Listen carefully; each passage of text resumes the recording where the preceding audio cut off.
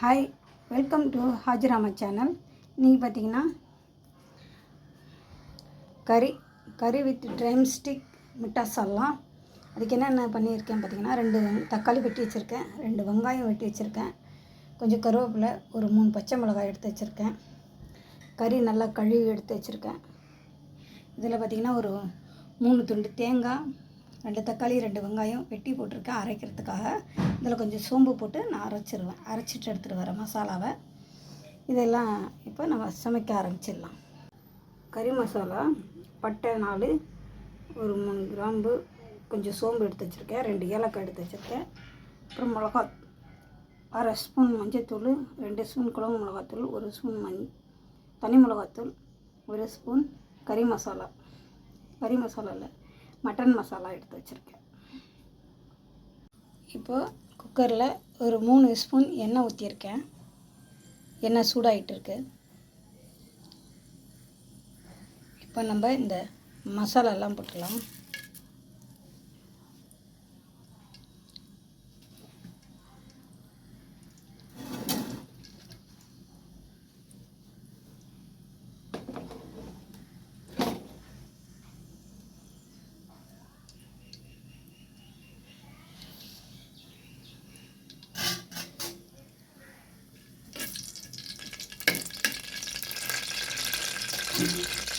நல்லா சூடாகிடுச்சு. இப்போ வெட்டி வச்ச வெங்காயம், ஒரு 3 வெங்காயம் சொன்னேன், அதை அப்படியே போட்டுருவோம்.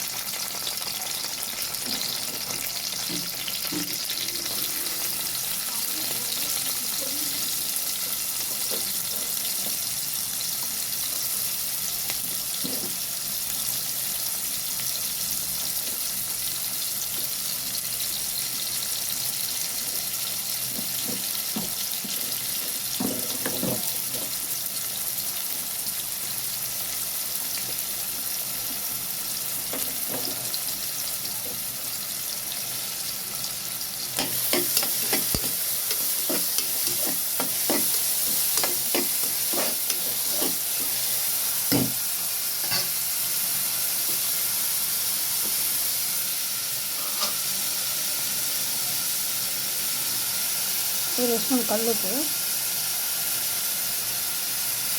வெங்காயம் நல்லா வதங்கிடுச்சு.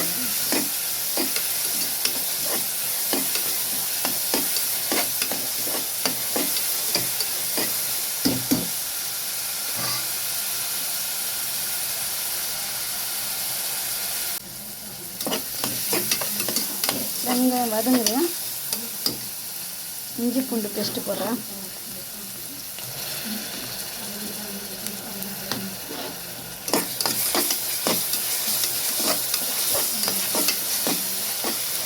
இஞ்சி பூண்டு நல்லா வதங்கிட்டுருக்கு. 2 ஸ்பூன் இஞ்சி பூண்டு போட்டேன்.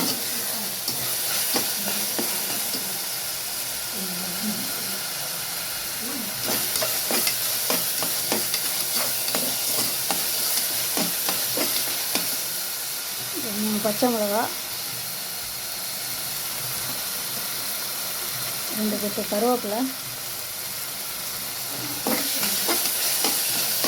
போட்டேன். இதோட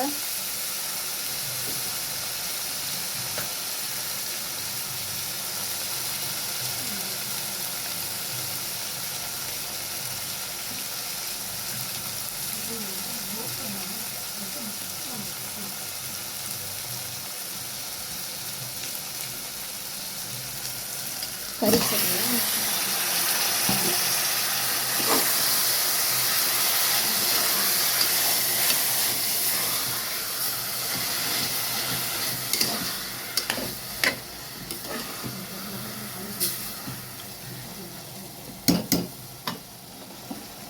தக்காளி போடுறேன்.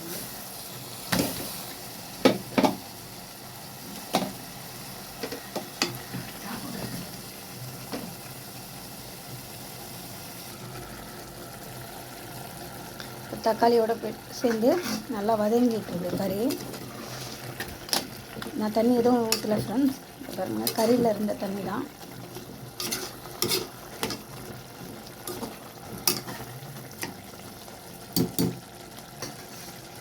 நம்ம மசாலா போட்டுடலாம். இதில் பார்த்திங்கன்னா அரை ஸ்பூன் மஞ்சள்தூள், 2 ஸ்பூன் குழம்பு மிளகாத்தூள், 1 ஸ்பூன் தனி மிளகாத்தூள், 1 ஸ்பூன் மட்டன் மசாலா இது போட்டுக்கலாம்.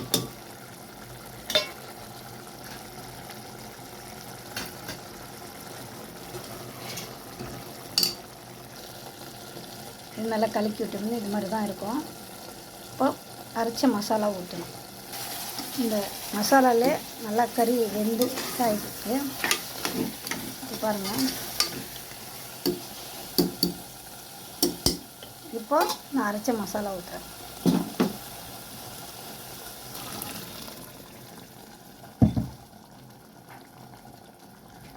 இதில் கொஞ்சம் தண்ணி சேர்த்து ஊற்றுறேன்.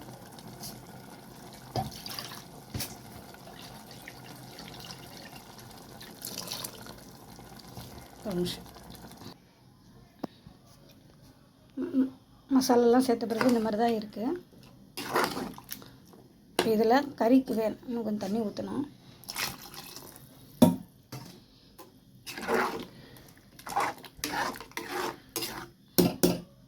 இப்போ இந்த குழம்புக்கு தேவையான உப்பு போட்டுடலாம்.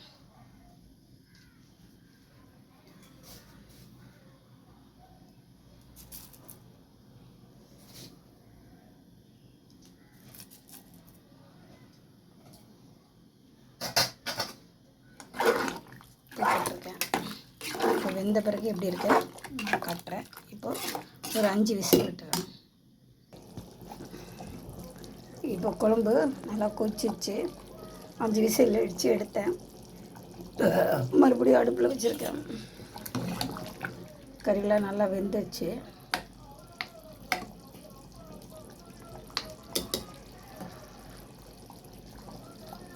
கறியோட ஸ்ட்ரெச்சர் பார்த்தாலும் தெரியுதில்ல, நல்லா வெந்துச்சு கறி.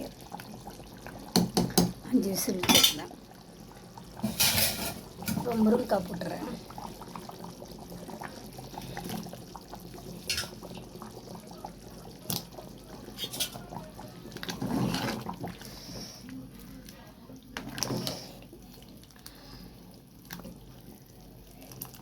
தனியாக தான் இருக்குது குழம்பு.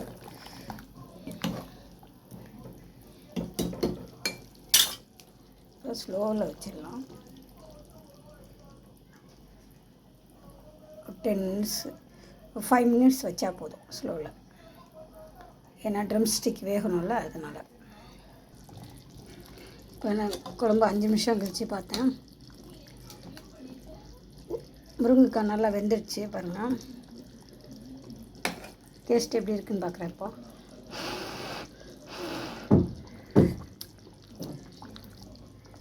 டேஸ்ட்டு கரெக்டாக இருக்குது, ஒரு குறையும் இல்லை. அப்படியே அடுப்பு ஆஃப் பண்ண வேண்டியது தான்.